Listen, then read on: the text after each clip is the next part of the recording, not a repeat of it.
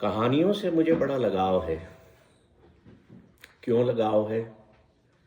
क्योंकि मैं छोटा था, बचपन में मेरे बीजी यानी मेरी माता जी कहानियाँ सुनाया करते थे। इतिहास की, जो हमारे हमारे शास्त्रों में है, हमारे ग्रंथों में है। ऐसी आदत पड़ी कि रात को सोने के पहले अगर कोई कहानी ना सुनाती वो, तो अधूरापन लगता था, नींद नहीं आती थी। तो हम कहते थे, बीजी आज आज आपने कुछ सुनाया नहीं, पहले सुनाओ। चाहे कोई भी काम हो, उनको कुछ भी हो। और वो कहानियाँ इतना असर की कि वो जहन में जा कर के बस गई।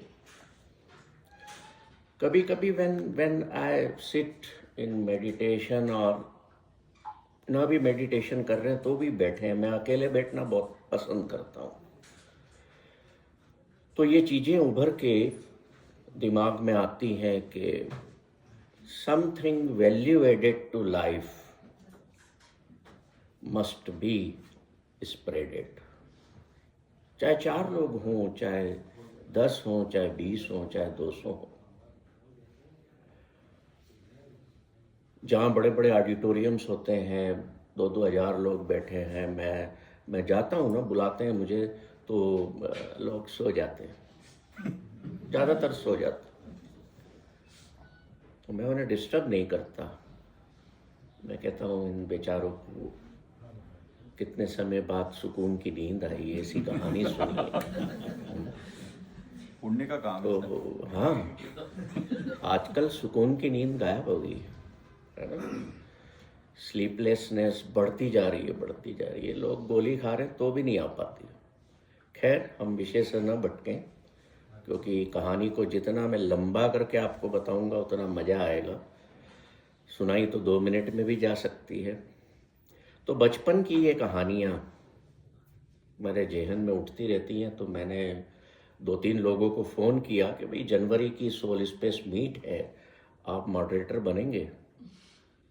तो मुश्किल होता है किसी को प्रेजेंटर बनाना, शादियां हैं जी, ठंड बहुत है जी।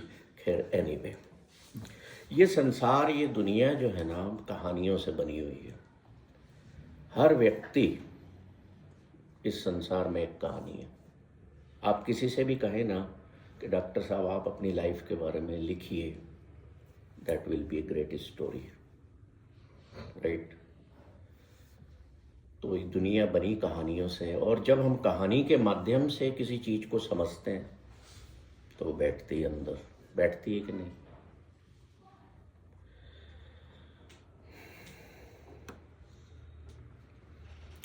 श्री कृष्ण मुझे बहुत प्रिय है। प्रिय क्यों है? ऐसा नहीं है कि वो बहुत सारी सहेलियों को लेके चलते थे, इसलिए नहीं, वो भी एक कारण है। पर माखन चुराते थे। मक्खन भी मुझे बहुत पसंद है। मेरी पत्नी बैठी है, मक्खन सुबह पराठे के साथ नहीं मिलता है ना, तो मैं खिसका देता हूँ थाली, डांट देता हूँ कि मुझे तो वो तो चाहिए। एक मक्खन खाते थे वो। फिर बहुत सारी उनकी सहेलियाँ थी, गोपियाँ थी, ये भी बहुत अच्छी बात थी। और उनका पूरा जीवन बहुत प्रभावित करता है। कई किताबें कृष्ण की, बिग वॉल्यूम्स मैंने पढ़े, आज भी पढ़ता हूँ, मज़ा आता है। श्री कृष्ण को हम देखें तो उनका जीवन और श्री राम के जीवन में बहुत फर्क है ना। लगभग लगभग उलट है। एक मर्यादा में है, और दूसरे लगभग अगर हम दूसरे एंगल से देखें तो सारी मर्यादाएं भंग भी करते हैं। पर मुझे श्री कृष्ण के जीवन ने ज़्यादा प्रभावित किया, क्योंकि वो कर्म योग की बात करते हैं, है ना। कर्म तो हम सब कर रहे हैं, but very less people talk in this world about कर्म योग। क्या फ़र्क है कर्म में और कर्म योग में? एक लाइन में बता देता हूँ, बात उठी है तो। कर्म हम सब कर रहे हैं रोज के, but karma yoga is something which is done for some higher purpose in life. आपने अपने जीवन का कोई उद्देश्य बनाया, कि मैं इस उद्देश्य के साथ जीऊँगा, अपने दैनिक काम भी करूँगा और एक हायर पर्पस लाइफ में सेट करके चलूँगा। पर कमाल की बात तो ये है कि जीवन के पर्पस को तो छोड़िए, कई लोग करते हैं, but Guru Gobind Singh ji talks about the purpose of your death, कि मृत्यु का पर्पस तुम्हारा कुछ होना चाहिए। यही कृष्ण ने अर्जुन से भी कहा था। तो मित्रता की जहाँ पर बात आती है तो अक्सर उदाहरण दिया जाता है कि सुदामा और कृष्ण की मित्रता कैसी रही होगी। सुदामा पहली बार कृष्ण को मिले अवंतिका उज्जैनी या उज्जैन स्थित महाराज संदीपन के गुरुकुल में। वहाँ पर दोनों की दोस्ती हुई। कृष्ण और सुदामा की दोस्ती गुरुकुल संदीपन गुरु के यहाँ पर हुई। दोनों साथ साथ पढ़ते थे। कृष्ण द्वारका से उज्जैन आए, सुदामा जो थे वो पोरबंदर गुजरात से आए। दोनों ही गुजरात के थे। अब आप ये मत कहिएगा कि आज भी देश पर गुजराती राज कर रहे हैं, उधर मत जाइएगा एक लाइटर नोट में, क्योंकि आपको बोरियत भी नहीं होना है। एक हैप्पीनेस टीचर का भी ये भी ध्यान रखना बड़ा जरूरी होता है कि थोड़ा सा लोगों को स्पार्क भी दिया जाए। सुदामा कृष्ण को ऑफर करते हैं, will you be my friend, क्योंकि बड़ा गरीब है वो, बड़ा गरीब घर से है। एक बार जंगल में दोनों लकड़ियां बटोरने जाते हैं। जब आप गुरुकुल में रहते हैं ना तो कई तरह के वहां पर काम बच्चों को दिए जाते हैं कि जाओ अब लकड़ी काट के लाओ, आश्रम के लिए जाओ, गांव से धान लेके आओ या भिक्षा मांग के उसमें सामान लेके आओ। तो एक बार दोनों जंगल में जाते हैं लकड़ियां बीनने, तो खूब तेज बारिश होती है और दोनों एक एक वृक्ष के नीचे बारिश से बचने के लिए खड़े हैं। बहुत देर हो गई और दोनों को भूख लग गई। कृष्ण सुदामा से कहते हैं कि सुदामा यार बहुत भूख लगी है, तुम्हारे पास कुछ है खाने को? तो सुदामा कहते हैं कि अब देखिए, थोड़े से जेब में चावल का चिवड़ा है, वो है जिसे हम आजकल चिवड़ा कहते हैं ना। कहते हैं कि नहीं, मेरे पास कुछ भी नहीं है। अब भूख तो सुदामा को भी लगी है, तो चुपचाप जेब में से थोड़े थोड़े निकाल के मुंह में डालते हैं सुदामा और चबा रहे हैं। तो पोए आप सूखे चबाएंगे तो कट कट कट कट आवाज करेंगे ना। तो कृष्ण कहते हैं तू क्या चबा रहा है? बोले चबा नहीं रहा हूं, ये मेरे दांत टकरा रहे हैं ठंड की वजह से। कृष्ण तो ठहरे ना ईश्वर का अवतार, वो तो मन और मौन दोनों को पढ़ लेते हैं। तो कहते हैं कोई बात नहीं, ये आगे भी मेरे पास लौट करके आएंगे। कौन? वो पोहे, वो चावल। एक दिन आएगा मैं इसको भी खाऊंगा, तुम्हारी जेब से निकले हुए। आज तुम खा गए, कोई बात नहीं।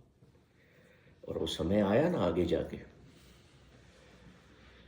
समय बीतता जा रहा है, दोनों की दोस्ती बड़ा बॉन्ड जो है ना, जैसे एक वेल्डिंग हो जाती है ना, वैसा हो गया है कि एक दूसरे के बगैर रहते नहीं हैं।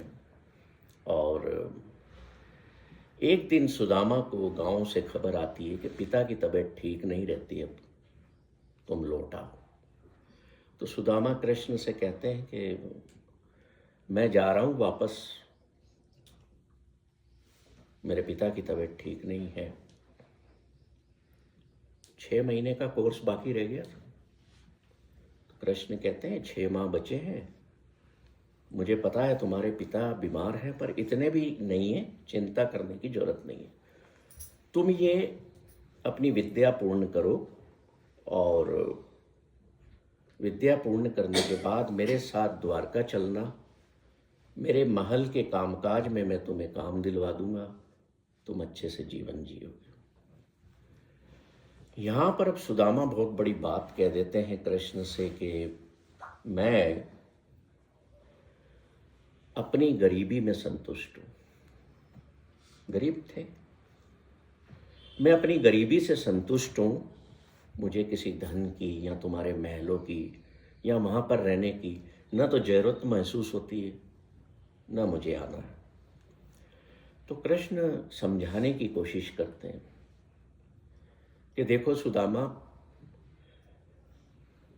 तुम गरीबी से संतुष्ट हो, you are contented with your poverty. बहुत बड़ी बात है, इट्स ए रेयर थिंग कि कोई जीवन में अभाव में रहता है और एक टाइम खाने से भी वो संतुष्ट रहता हो। ये छोटी बात तो नहीं है। हम अगर अपने जीवन को देखें तो हमारे में संतुष्टता तो दूर दूर नहीं है, किलोमीटर दूर नहीं है, बहुत ही दूर होगी। एक गाड़ी लेते हैं, एक तो दूसरी प्लानिंग शुरू हो जाती है, 4 कपड़े लिए फिर अगले प्लान करते हैं। So living in poverty with contentment in history, it is one of the rarest case जो मैंने पाया। कुछ और लोग हुए हैं दुनिया में, जैसे डायोजीनस हुआ था। तो कृष्ण कहते हैं ठीक है, तुम गरीबी में संतुष्ट हो, पर ये ध्यान रखना, तुम्हारी इस पॉवर्टी कंटेंटमेंट के कारण या कंटेंटमेंट इन पॉवर्टी के कारण तुम्हारे आसपास के लोग दुख न पाए। जीवन में इस चीज का ध्यान रखना, क्योंकि तुम्हारे लिए ये अच्छा है कि तुम पॉवर्टी में भी संतुष्ट हो, अभाव में भी तुम, हाँ ठीक है भाई, मुझे आज एक टाइम भोजन मिल गया, दैट्स ओके, देखेंगे अगला मिला था। पर तुम्हारे आसपास के जो लोग हैं या होंगे, वो सफरिंग में नहीं आना चाहिए। ये वही बात है कि स्वयं को काट काट के रखते हो, पर तुम्हें अधिकार नहीं है दूसरों को भूखा रखने का। लौट जाते हैं, सुनते नहीं है, मानते नहीं है कि मैं इस कोर्स को पूरा करूं और कृष्ण के साथ द्वारका में जाकर के रहूं और वहां अपनी सेवाएं दूं, अच्छे से जीवन को जीऊं, मना कर देते हैं। देखिए, कृष्ण के साथ जो हम देखते हैं लोग हुए, आप महाभारत में देखेंगे तो अर्जुन को वो कुरुक्षेत्र में कृष्ण समझाते हैं, है ना? जब वो युद्ध करने से मना करते हैं तो मान जाते हैं ना। पर ये जो कहानी है ये महाभारत में नहीं है, ये पुराण में है ना? भगवत पुराण में है कृष्ण और सुदामा की जो बात है। यहाँ कृष्ण सुदामा को समझाते हैं, पर वो नहीं मानते, चले जाते हैं, अपने गांव लौट जाते हैं। धीरे धीरे बड़े होते हैं और ब्याह हो जाता है, शादी हो जाती है, गरीबी में जीवन बीत रहा है, बच्चे बड़े हो गए। होता क्या है कि कृष्ण ने उससे कहा था कि तुम्हारे कारण दूसरे अभाव में न रहें, पर वो ध्यान नहीं देता है। पर आप अपने आप को भूखा रख लेंगे, पत्नी को भी मना लेंगे कि कोई बात नहीं, मैं भूखा हूं तो तू भी भूखी, क्या हो गया। पर बच्चों की भूख शायद माँ बाप देख नहीं पाते। एक दिन उनकी पत्नी कहती है कि तुम कृष्ण के पास क्यों नहीं जाते, तुम्हारे सखा हैं, गुरु भाई हैं, उनसे जाकर के मदद मांगो। तो सुदामा कहते हैं कि वो मेरे मित्र हैं और मित्रता में मांग मैं नहीं रख सकता।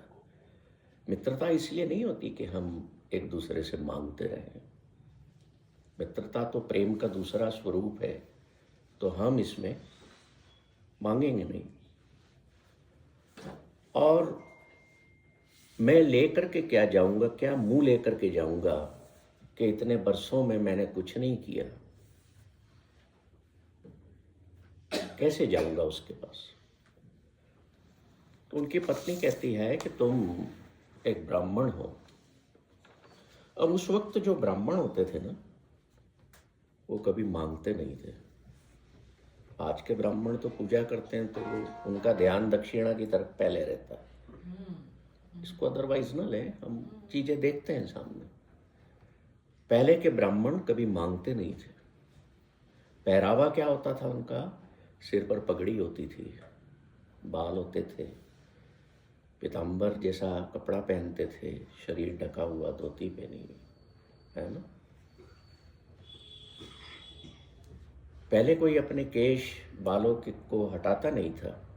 ये तो 1800 के बाद हमारे देश में भी अंग्रेज आए तो आप सब ऐसे हो गए, बाल काट लिए, शेविंग कर लिए।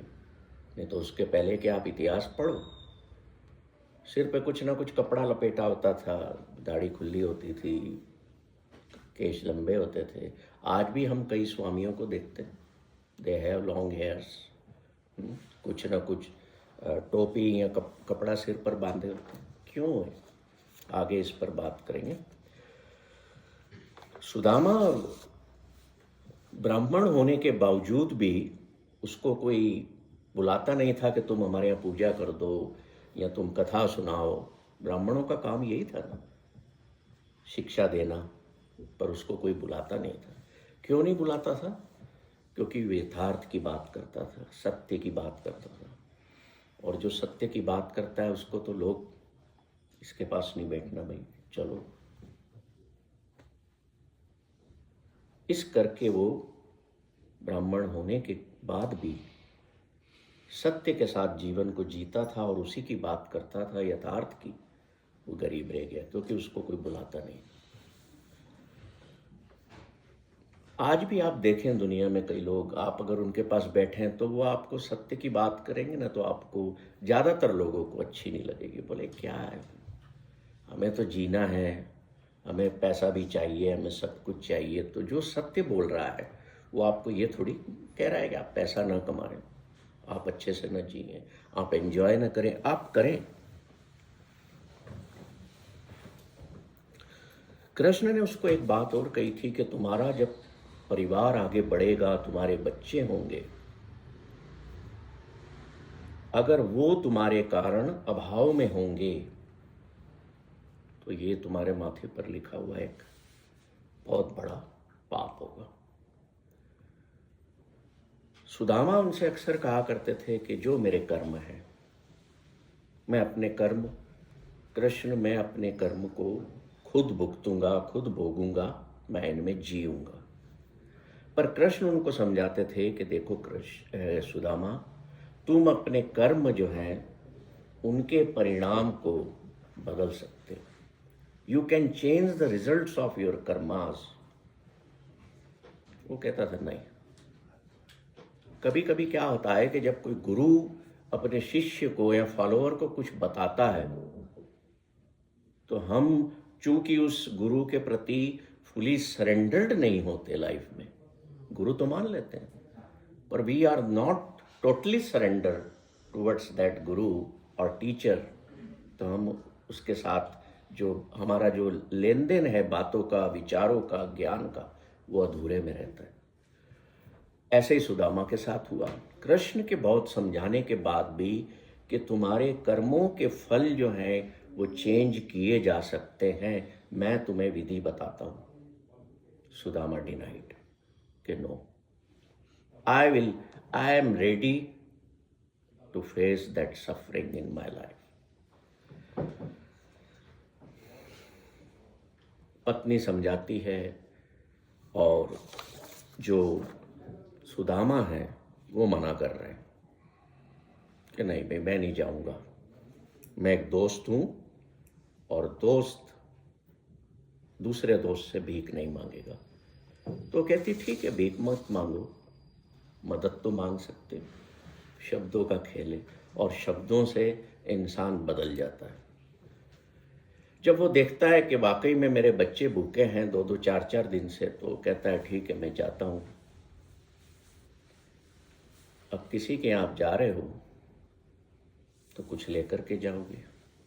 पत्नी कहती है जब आप अपने गुरु के यहाँ जाएं, संत के यहाँ जाएं, किसी मित्र के यहाँ जाएं तो खाली हाथ नहीं जाना, कुछ ले करके जाओ। सुदामा कहता है धोती मेरी फटी हुई है, पैर नंगे हैं, सिर पे कपड़ा नहीं है, शरीर पे कपड़ा नहीं है, क्या ले जाऊं? उनकी पत्नी वसुंधरा अपने पड़ोसियों से थोड़े से चावल मांगती है, एक पोटली में बांध के देती है कि चावल ले जाओ, तुम्हें भूख लगे तो ये दूसरी पोटली है, ये मत खाना, ये कृष्ण के लिए। ले जाते हैं। रास्ते भर उनको विचार आ रहे हैं कि मैं क्या कर रहा हूं, क्या मैं एक मित्र के आगे भिखारी बनने जा रहा हूं। द्वार पर पहुंचते हैं तो मना कर देते हैं एंट्री देने से। सिंह द्वार बना हुआ है और सिपाही मना कर देते हैं कि भाई तुम अंदर नहीं आ सकते। अब आप ये बताइए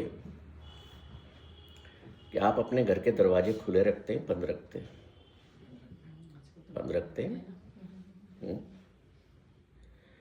और सुदामा रास्ते में सोचते जा रहे हैं कि मैं एक राजा के यहाँ जा रहा हूं, तो राजा के यहाँ भिखारी को एंट्री कैसे मिल सकती है? राजा के तो बड़े बड़े द्वार होते हैं, किले के, महल के, और बाहर सिपा सालार खड़े हुए हैं। आज भी ये चीजें अगर आज के परिप्रेक्ष्य में हम देखें, इनको सोचें, आज जो राजा होता है उसके द्वार भी बंद रहते हैं। भले वो आपसे आकर के मांगता है, हाथ जोड़ता है, घर घर आता है कि तुम मुझे दो, वोट दो, पर जब वो बन जाता है कुछ, फिर आपको टाइम लेना पड़ेगा, है ना।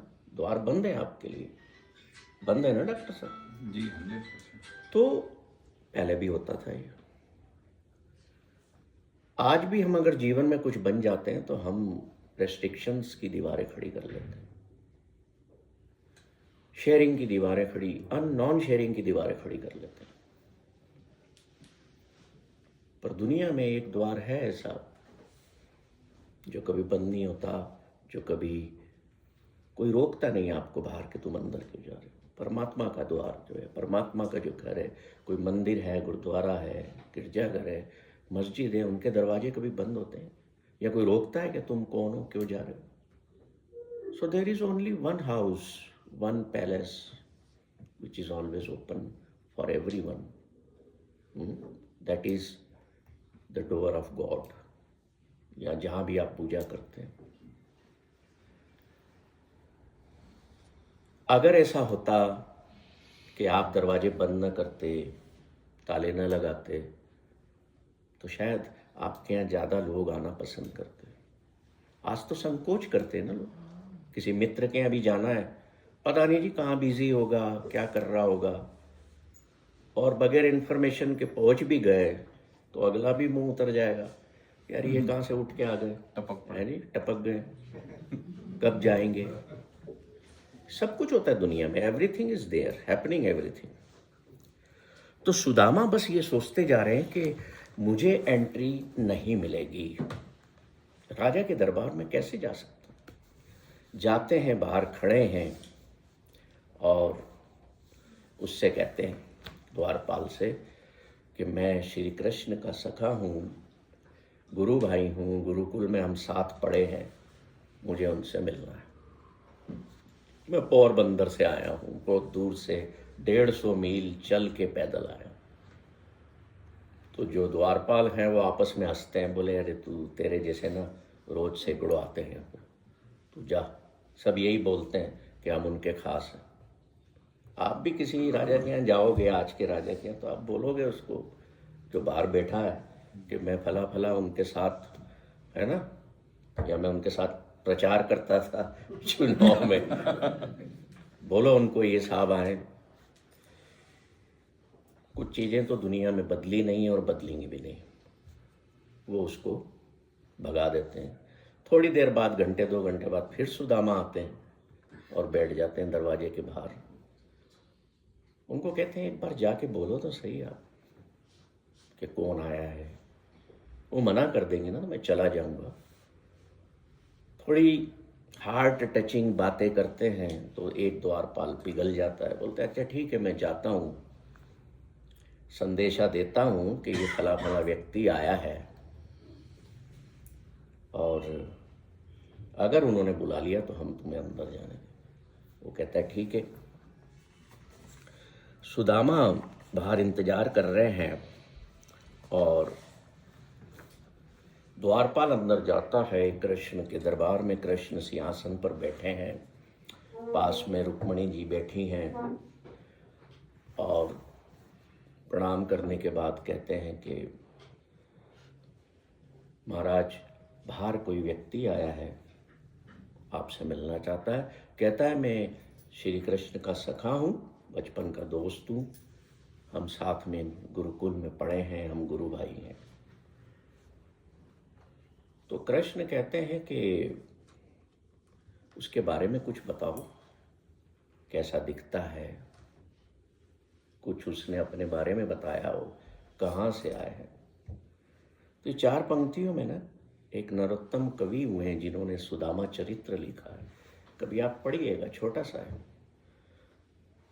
वो द्वारपाल श्री कृष्ण को कहता है शीस पाग न झगा तन में प्रभु, जाने को आए बसे किस ग्राम। कि न तो सिर पर पगड़ी है, न तन पे कोई कपड़ा है, और पता नहीं कौन से गांव का बोलता है, कहाँ से आया हमें तो पता नहीं। धोती फटी सी लुटी दुट्टी अरु, पाए उपाने की नई सामा। फटी हुई धोती है, लपेट रखी है ऐसे ही, नंगे पैर हैं, पैर ऐसे हो गए हैं जैसे पत्थर के हों। जिसने कभी जीवन में न जूता चप्पल ही न पहना, ऐसे पैर उसके हो गए बड़े बड़े गंदे बिल्कुल। द्वार खड़े हो द्विज दुर्बल एक, रहनो चक्षो वसुधा अभिरामा। धरती का बेटा है, अपने आप को कहता है, और बाहर खड़ा है बिल्कुल दुबला पतला, जैसे कई दिनों से कुछ न खाया हो, मुरझाया हुआ चेहरा है। श्री कृष्ण कहते हैं कि ऐसा व्यक्ति कौन हो सकता है। अच्छा ये बताओ कि केवल धोती में है कि हाँ केवल। देखिए उस टाइम क्या होता था कि अगर कोई आपसे मिलने आया है और आप अंदर जाके अपने घर में बताते हो कि फला फला कोई व्यक्ति मिलने आया है, तो आज भी हम पूछते हैं दिखने में कैसा है, सरदार जी है, पगड़ी पहनी है, या कोई और है, चश्मा लगा रखा है, लंबा सा है, मोटा है। कई बार पूछते हैं हम। हमारा बाहर का गार्ड भी आके बोलेगा तो आप पूछेंगे कैसा दिखता है, क्या है, नाम नहीं बताया। तो श्री कृष्ण पूछते हैं कुछ तो बता, सिर पे कुछ है पगड़ी? बोले नहीं है। अब उस वक्त में जो जैसा व्यक्ति जिस कास्ट का होता था, मान लो ब्राह्मण है तो ब्राह्मण जरूर पगड़ी धारण करता था। वैश्य की पहरावा अलग होता था, क्षत्रिय का पहरावा अलग होता था, और जो शूद्र है उसके पहरावे से, चलन से, चलने के तरीके से। अब कोई क्षत्रिय है तो कैसा छाती तान के चलता था, हाथ में हथियार रखता था तो पता लग जाता था, या घोड़े पर आता था। तो न तो अब उसके सिर पे पगड़ी है, न कपड़े हैं, सिर्फ धोती है, बाकी कुछ भी नहीं है। तो कैसे पहचाने? कृष्ण पूछते हैं उस द्वारपाल से कि ये बताओ उसने कोई अपना नाम बताया? तो वो द्वारपाल कहता है पूछत दीन दयाल को धाम, कि हे दीन दयाल प्रभु बतावत अपनो नाम सुदामा। नाम सामने आ गया कि वो अपना नाम सुदामा बताता है। अब श्री कृष्ण एकदम खड़े हो गए, बोले सुदामा। गुरबाणी में एक बड़ी सुंदर पंक्ति आती है इस वाक्य को लेकर के। वो कहते हैं कि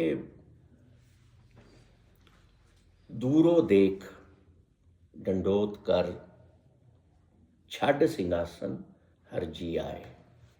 जैसे दूर से सुदामा श्री कृष्ण ने देखा कि तो सुदामा आया है, अपना सिंहासन छोड़ते हैं, भागते हैं। पत्नी क्या देखती है कि ये क्या हो रहा है, ऐसे क्यों भाग रहे हैं। कृष्ण आज तक ऐसे नहीं भागे किसी के पीछे। द्वार तक पहुंच जाते हैं, सबसे पहले जाकर के क्या करते हैं, दंडोत करते हैं। दंडोत का मतलब समझते हैं, बिल्कुल लेट करके प्रणाम करते हैं, बिल्कुल लेट जाते हैं। महल में से भी लोग पीछे पीछे दौड़े आते हैं कि श्री कृष्ण को क्या हो गया। सब देख रहे हैं कि भगवान एक ऐसे व्यक्ति को दंडवत कर रहे हैं, पता नहीं कौन है। फिर हाथ जोड़ के उठते हैं, हाथ जोड़ के उसकी परिक्रमा कर रहे हैं। पहले दंडवत किया, फिर परिक्रमा की, फिर उसको गले लगा लेते। क्यों किया ऐसा? कि जो गुरु भाई होते थे, जो मित्रता होती थी, शुद्ध प्रेम पर आधारित होती थी। आज की मित्रता को देखो किस पर आधारित है, सोचिएगा आप। मैं नहीं बताने वाला ना, मेरा ये टॉपिक है आज का। प्रेम और हम्बलनेस, नम्रता, विनम्रता, ये सच्ची दोस्ती के वाहक होते थे। लोग आज कहते हैं ना, अरे तू चिंता मत कर, तेरे लिए मैं जान भी दे दूंगा। जान क्या दे दूं, जो 1000 रुपए देने की बात आएगी तो दिखेगा नहीं आपको, है ना।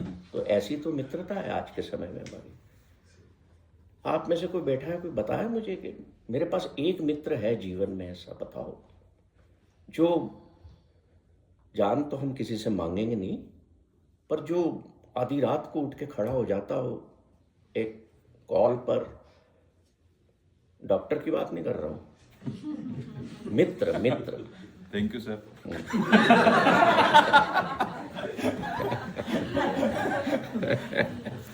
मैं इसलिए कमेंट ये बीच में करता हूं क्योंकि मुझे पता है हमारे लाफ्टर मास्टर ना कुछ बीच में हमें हंसाएंगे भी। शायद ऐसे मित्र आजकल बहुत कम होते हैं, है ना। सुदामा खड़े हैं, श्री कृष्ण 5 बार या 7 बार उनका चक्र लगाते हैं, फिर उनको गले लगा लेते हैं और गले लगा करके अंदर ले जाते हैं। ले जा के सीधा अपने सिंहासन पर बिठाते हैं। राजा अपने सिंहासन पर एक भिखारी को ले जाके बिठा रहा है। सबसे पहले क्या करते हैं? नहीं, सबसे पहले अपनी पत्नी को कहते हैं, रुक्मणी को, कि पगड़ी लाओ, पग लाओ। रुक्मणी सोने के थाल में रख करके पग लाती है। श्री कृष्ण पग उठाते हैं और उनको दस्तार बांधते हैं। क्यों ऐसा करते हैं? आपने कहा ना पैर धोते हैं, चरण धोते हैं, वो बाद में करेंगे वो, but why Krishna tied the पगड़ी on the head first?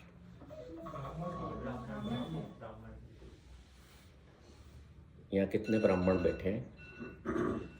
Please आप लोग है ना मोबाइल साइलेंट पे या कर लीजिए। मैं बहुत देर से कोशिश कर रहा था कि इंटरप्ट नहीं करूं, तो प्लीज अब कर लीजिए, क्योंकि इतने हो गए इंसिडेंसेस आज, तो we are all mature enough. आप में से ब्राह्मण कितने हैं? बुरा मत मानिए, मैं ऐसे प्रश्न कर देता हूँ।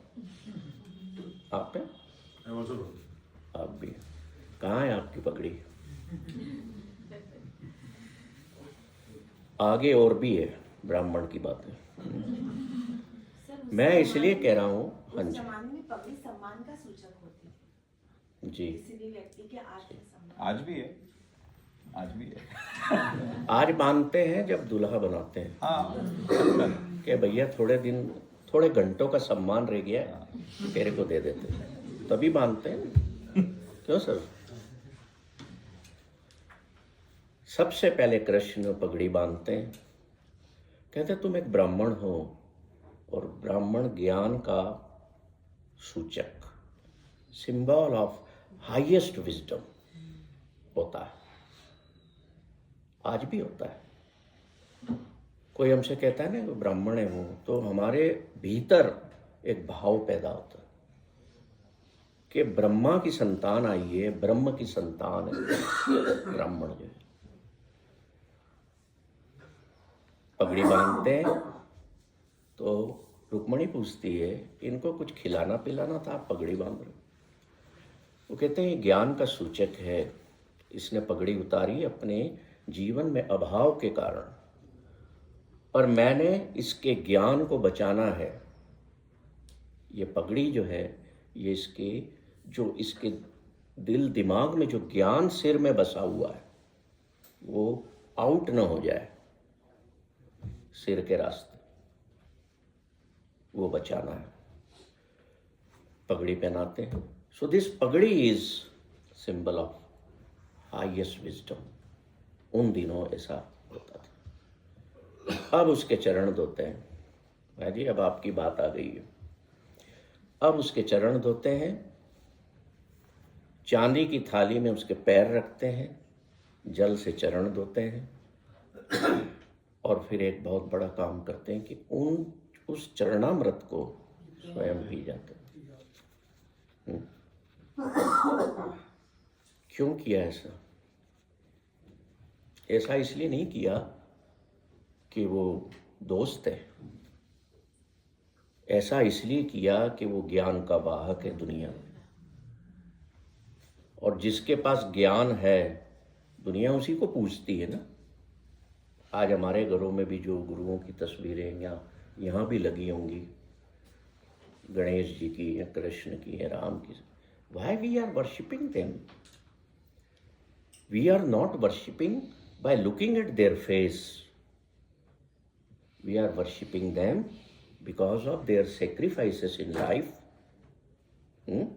जीवन में उन्होंने हमारी प्रेरणा के लिए जो सेक्रीफाइसेस किए, जो हमारे सामने एग्जाम्पल्स रखे, और जो ज्ञान है उनमें उन्होंने जो दिया उसको हम पूज रहे हैं। We are not worshipping any kind of human being, right? तो सुदामा के चरण धोकर के पीते हैं, फिर जल की व्यवस्था करके उनको नहलाते हैं, फिर वापस पगड़ी बांधते हैं, फिर कपड़े नई धोती और नया पीताम्बर उड़ाते हैं, फिर रुक्मणी से कहते हैं भोजन लाओ। भोजन लाया जाता है। जैसे ही एक कोर सुदामा अपने मुंह में डालने लगते हैं उनको अपने बच्चे याद आ जाते हैं।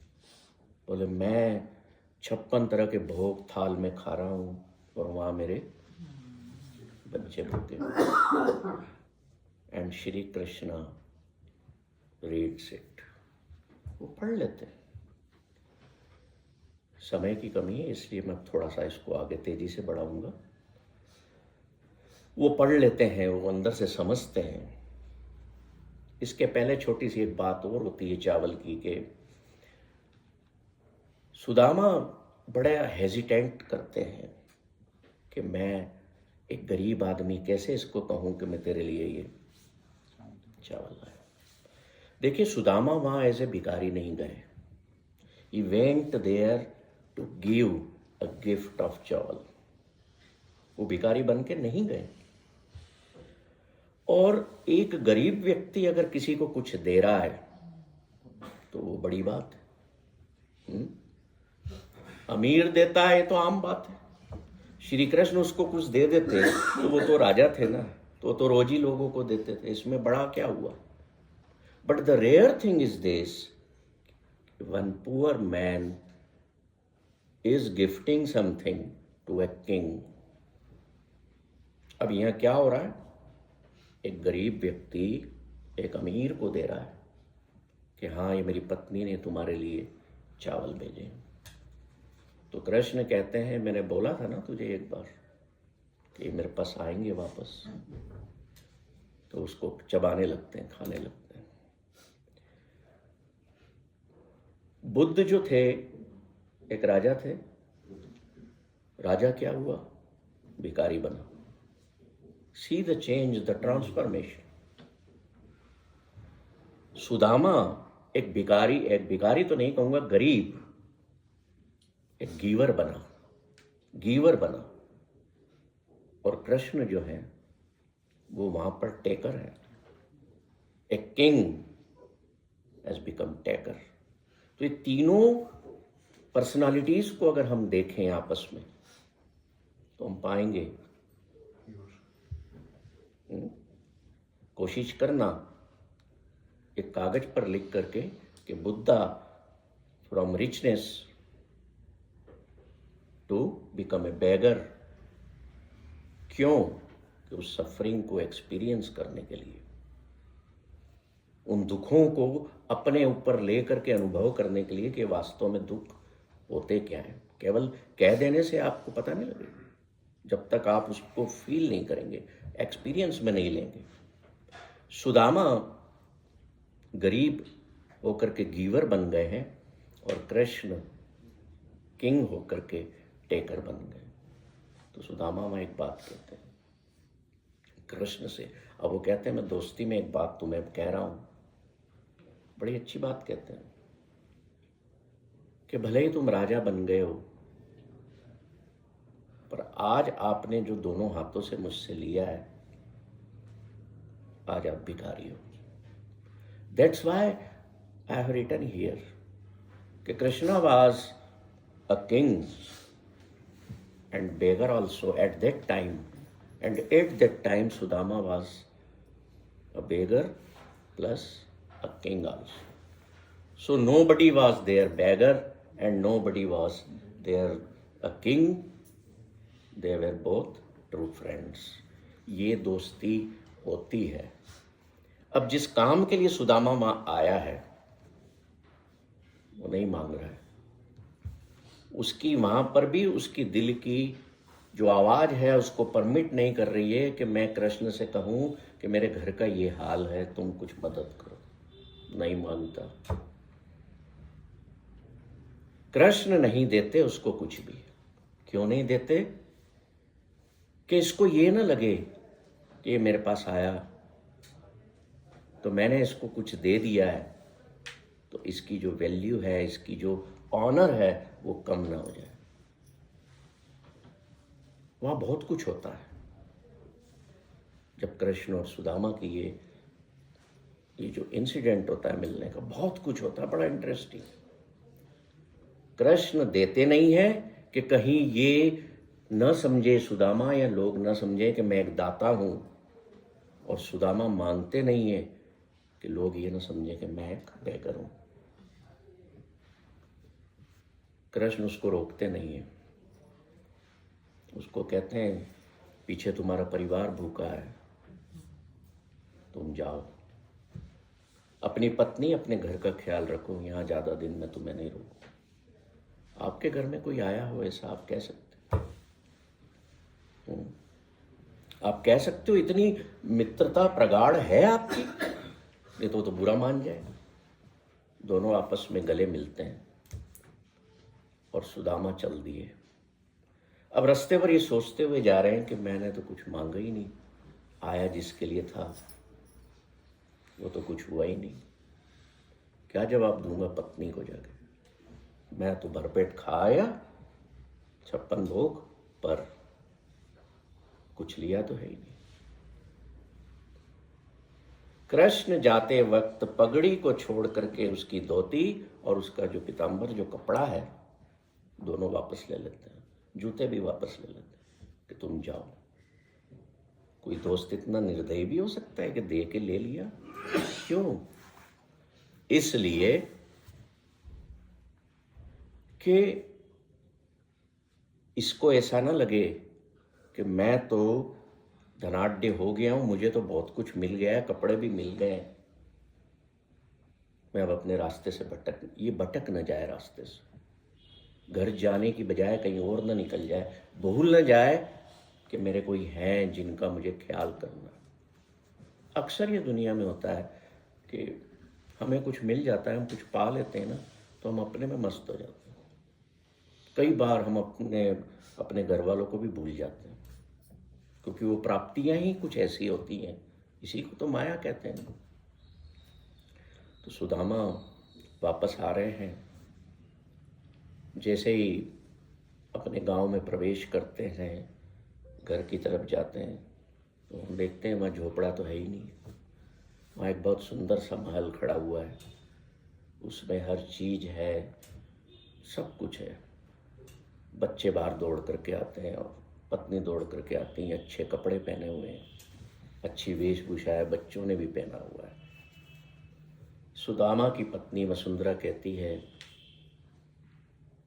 कि तुम ऐसे क्यों हो? बोले कृष्ण ने दी पहना है और उतार ली, ये सब कहाँ से आया है? बोले कृष्ण ने भेजा है। तो सुदामा वहां कहते हैं कि ये मित्रता है, मैंने मांग कर, जो मुझे लगता था कि मेरे को इन्फीरिटी महसूस होगी, मैंने वो कर्म नहीं किया, और जो उसको लगता था कि मैं अगर दूंगा तो शायद मेरे में सुपीरियरिटी का भाव आए, उसने भी नहीं किया। So there is a sense of true friendship, कि कहीं किसी के दोनों के दिल भी ना दुखाए जाए, देकर या मांग कर। चूंकि समय हमारा थोड़ा सा बचा है, तो एक इसमें प्रश्न बीच में, जब सुदामा चले जाते हैं तो रुक्मणी कृष्ण से करती है कि तुम्हें जब पता था कि सुदामा निर्धन है, इस हालत में रहते हैं, तो अभी तक तुमने कुछ किया क्यों नहीं था उसके लिए? तो श्री कृष्ण कहते हैं कि उसने मांगा भी नहीं था, वो कभी आया भी नहीं था, अब आया, मैंने पहुंचा दिया। गुरबाणी में बड़ी सुंदर पंक्ति इस पर आती है। गुरु कहते हैं कि चरण शरण गुर एक पेंडा जाए चल, सतगुर कोट पेंडा आगे हुए ले।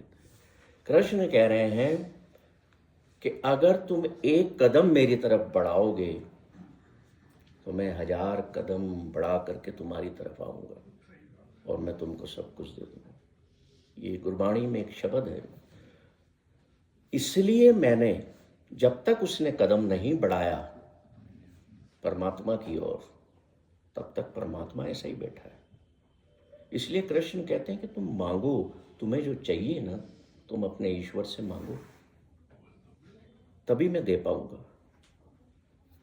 अगर कोई गरीब है, वो नहीं मांग रहा है, अभाव में है, तो it is not the fault of God, it is ours fault कि हम नहीं मांगते।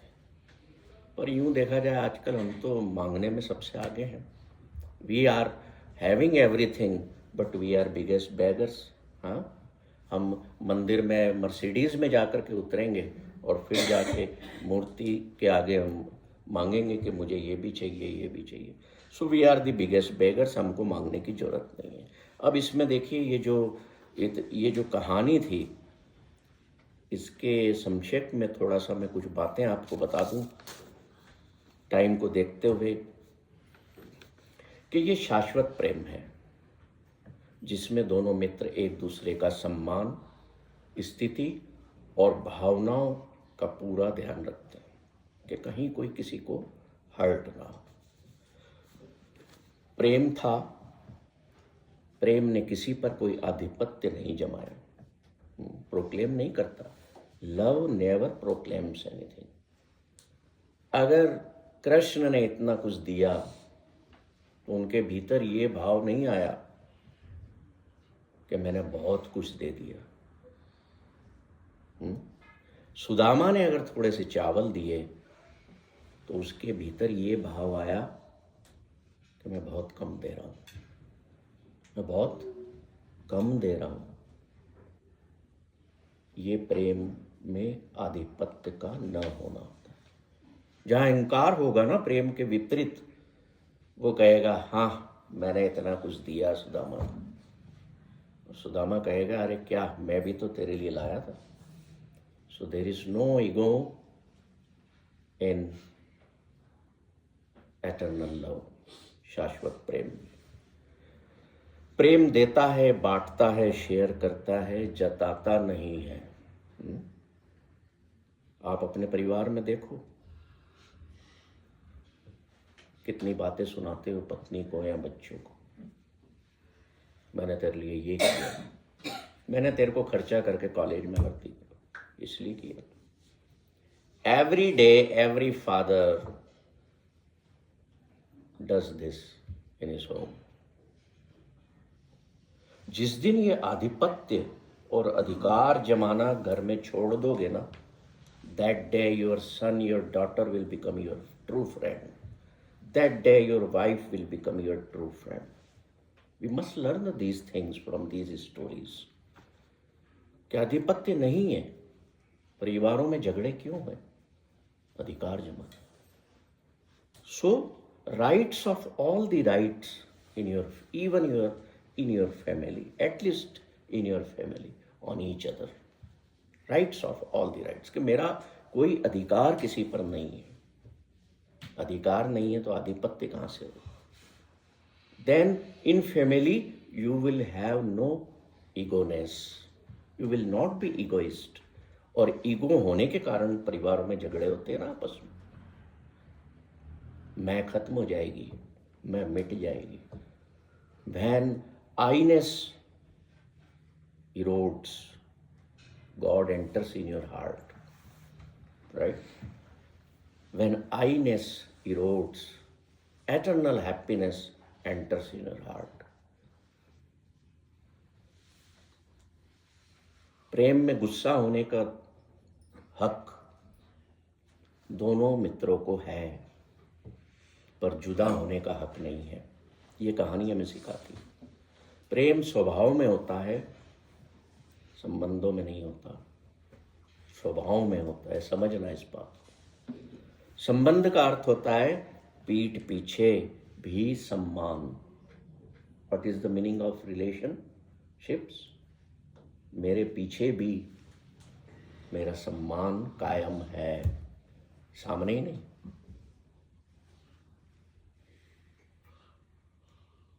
प्रेम या इश्क, ये जो यहां देखा हमने, ये एक तमाशा है जिसमें दोनों जने अपने आप को खो रहे हैं। In between their lies nothing in them. क्यों कृष्ण उसके परिक्रमा करते हैं, क्यों गले लगाते हैं? जो आदमी जिसका शरीर गंदा है, पैर गंदे हैं, कपड़ों धोती से बदबू आ रही है, फटी हुई है, अभी मैं आपको बोलूं जब गले लगा लो, लगाओगे क्या? कभी दिखाने के लिए लगाना पड़ जाए अलग बात है, पर दिल नहीं मानेगा, है ना? जो भीतर बैठा है उसे बाहर बुलाने पर वास्तविक प्रेम पैदा होता है। बनो, पर बनाने या बनने की कोशिश मत करना। यथार्थ जीवन के भ्रम को तोड़ता है, झूठ को तोड़ता है, स्वार्थ संबंधों को तोड़ता है और दुख भी देता है। प्रेम में अगर आपने किसी को कुछ दिया है तो that is not a charity, that is not a दान।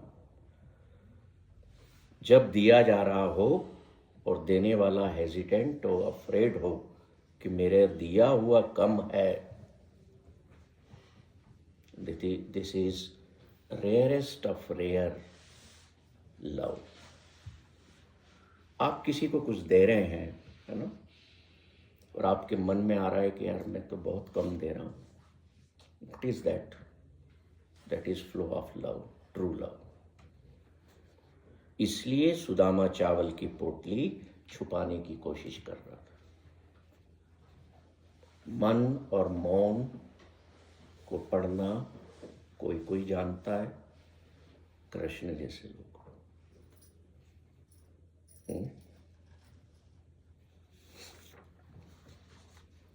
सुदामा एक बार फिर जाते हैं और शुक्रिया अदा करते हैं और कहते हैं कि आज फिर लौट आया हूँ मैं तेरे दर पे, तुझे बस देख लेता हूँ तो बाकी सारी ख्वाहिशें खत्म हो जाती हैं। Thank you.